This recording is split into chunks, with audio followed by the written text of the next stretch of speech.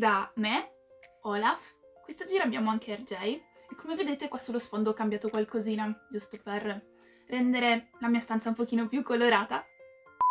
Questo video sarà comunque molto breve, ma ci tenevo tanto a farlo perché le persone, da quando tipo ho iniziato a studiare coreano, hanno continuato a chiedermi ma come ti sei avvicinata alla cultura coreana? Perché studi coreano? Perché vorresti andare in Corea? Perché, insomma, c'è sempre questo perché. Soprattutto tra le persone in cui, diciamo, quelli che non sanno ancora la distinzione tra Corea del Nord e Corea del Sud, che è molto male ragazzi, dovete studiare storia, ma soprattutto non conoscono ancora il meraviglioso mondo dei drama o del K-pop. Ma diciamo che la mia storia è un pochino particolare, andiamo dall'inizio.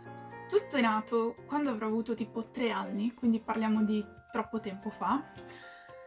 Io sono praticamente cresciuta guardando anime, Sailor Moon, Doremi, Cardcaptor Sakura, cioè Lupin, Lady Oscar, Pokémon, cioè qualsiasi tipo di anime, di cartone animato che mettevano in televisione io lo guardavo da bambina. Onestamente non sono cresciuta guardando cartoni Disney, solo anime. Poi andando avanti tra medie e superiori ho iniziato a leggere anche manga, quindi io in realtà fin da bambina ero tipo ossessionata, soprattutto dal Giappone, però le culture orientali in realtà mi hanno sempre molto interessata. E da bambina ho iniziato anche a mangiare con le bacchette a 6 anni, perché avevo un libro bellissimo, ma non so dove è finito. È un libro che mi hanno regalato quando avevo 6-7 anni per Natale, e praticamente era un libro su tutti i bambini del mondo e raccontava un po' di cose relative alle usanze dei bambini dell'epoca, ma era un libro per bambini propriamente. E praticamente ricordo che la mia parte preferita del libro era relativa a Yoko bambina giapponese, poi c'era anche la storia di una bambina cinese, ma Yoko bambina giapponese mi piaceva tantissimo e lì spiegava che la bambina mangiava con le bacchette seduta per terra. E io ho detto, ma anch'io voglio provare a mangiare con le bacchette. Quindi tipo una Amy di 6 anni, alta 1 metro, una banana, che dice ai suoi, voglio imparare a mangiare con le bacchette, solo che nessuno in casa mia sapeva mangiare con le bacchette, ma c'era un paio di bacchette in casa, che non si sa da dove venissero. Ad ogni modo ho iniziato, ho preso in mano, e non lo so, sarà che i bambini si sanno arrangiare. Ho imparato a mangiare con le bacchette da sola e da allora tipo ogni volta che mangio il riso mangio con le bacchette. Adesso in realtà, visto che sono anche interessata alla cultura coreana, loro giustamente il riso è difficile da mangiare con le bacchette, no? Quindi loro cosa fanno? Usano un cucchiaio, che è la cosa più intelligente del mondo. Quindi mangio col cucchiaio, le bacchette, ci metto i topping e mangio. Ad ogni modo non è questo il punto. Molte persone appunto mi chiedevano come mi sono avvicinata alla cultura coreana e questa è una bellissima domanda. Partendo quindi dal presupposto che io sono cresciuta comunque con le influenze giapponesi o comunque orientali, mi hanno sempre affascinata le culture dell'Asia orientale, quindi appunto non solo però il Giappone ma anche la Cina e la Corea. In realtà se non avessi studiato quello che ho studiato alla triennale avrei voluto iscrivermi a Venezia e fare giapponese e coreano.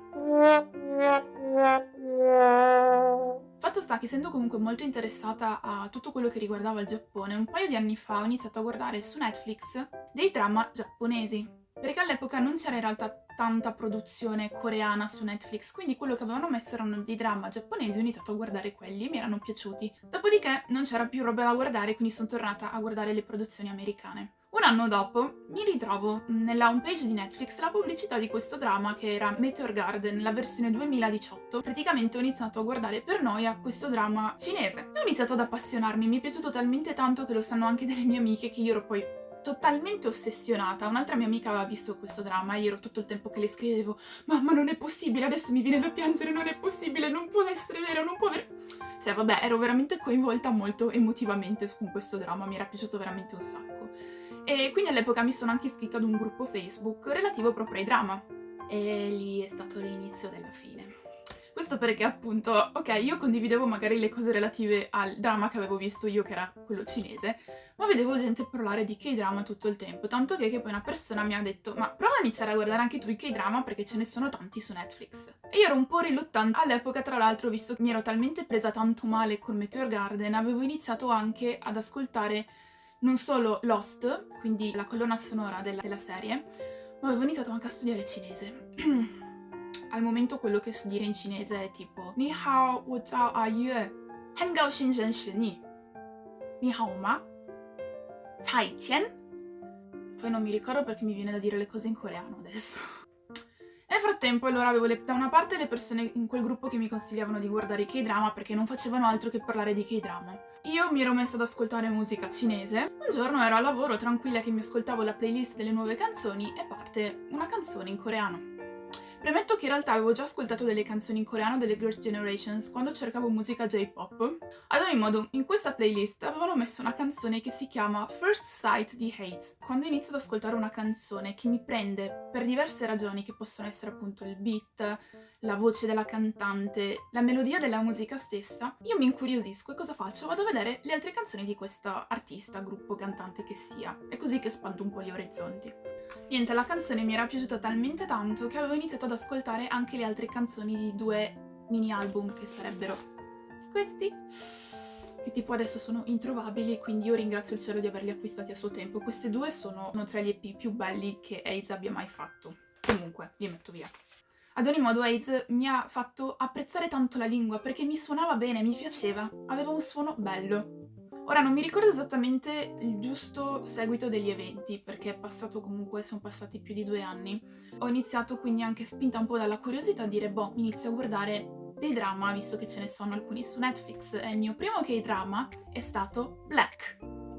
Ma la cosa che mi fa più ridere se ci penso è che all'epoca la mia coinquilina, vedendomi una sera guardare questo drama in televisione, mi fa «Ma Emmy, non ti metterai a studiare adesso anche coreano dopo il cinese?» E io ricordo le ultime parole famose. Ma scherzi, cioè, senti che lingua strana che è. Poi appunto ascoltare la musica di AIDS mi ha aiutata anche a apprezzarla molto di più, a tal punto che poi con delle amiche dovevamo organizzare un viaggio in Corea del Sud e io, visto che sono una persona che comunque è molto curiosa e ama imparare le lingue o comunque mi piace poter conversare anche con le persone provenienti da tutto il mondo, mi sono offerta tipo volontaria, va bene ragazze, però io inizio a studiare il coreano, che così almeno quando siamo lì riusciamo anche un po' a capire quello che c'è scritto sui cartelli, anche se ho scoperto poi che sono scritti in doppia lingua, in Hangul e poi in inglese. E poi magari per le cose più semplici tipo dove è il bagno? 정수님, 화장실 어디예요?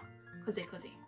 Quindi all'epoca ho deciso di mettere in pausa il cinese per concentrarmi più sul coreano, per iniziare ad imparare le cose basilari. Il fatto però è che più andavo avanti nello studiare la lingua, nell'imparare le cose nuove, più avevo voglia di impararne di nuove e più ho iniziato anche ad interessarmi maggiormente alla cultura. Poi ho scoperto anche i BTS, però appunto loro non sono stati la ragione principale per cui ho deciso di studiare coreano. Però trovo che sia bello comunque quando la musica o i K-drama ti invogliano e ti motivano a tal punto da voler imparare la lingua. Quindi questa è un po' la storia di come ho iniziato a studiare coreano, come mi sono avvicinata alla lingua.